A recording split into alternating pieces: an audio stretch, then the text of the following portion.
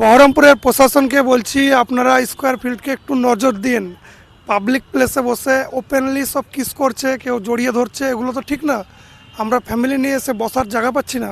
এখানে এসে নানান ধরনের মেয়েরা বেশি অত্যাচার করছে। এখানে একদম ওপেনলি স্কোয়ারের মিডিলে ওপেনলি খারাপ কাজ চলছে। তো আমি বহরমপুরের প্রশাসনকে একটা কথা বলবো, আপনারা একটু নজর দিন এটা, তাহলে পাবলিকের সুবিধা হবে আর কি। সব তো খারাপ থাকে না, পাবলিক প্লেসে এসে উল্টো পাল্টা করছে সব।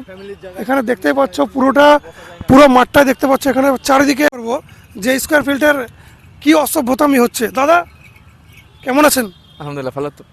স্কোয়ার ফিল্ডে বসতে পারছেন? না, বুঝতে পারছি না তো, মানে এত অত্যাচার হচ্ছে কি করে বুঝবো। মানে মেয়েরা এমন ভাবে ছেলেরা জড়িয়ে থাকছে, কিস করছে। এখানে প্রশাসন থেকে বলবো একটু নজর দিতে। তো দেখতে পেলেন দাদাটা কি বললো, সবার মুখে এক কথা। তো আমি আরও একটা দাদাকে পেয়ে গেছি, দাদা বসে আছে দূরে, ওনাকে একটা কথা জিজ্ঞেস করবো পৌঁছে। দাদা একটু উঠবেন প্লিজ। কেমন আছেন?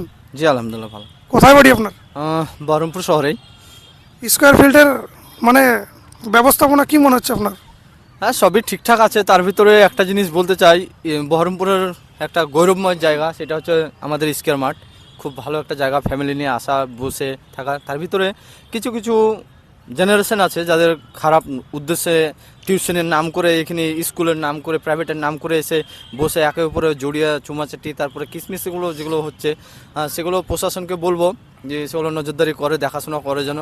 অবশ্যই তারা দেখাশোনা করে, তার ভিতরেও এই ফাঁকের ভিতরে এই সমস্ত কাজগুলো হচ্ছে।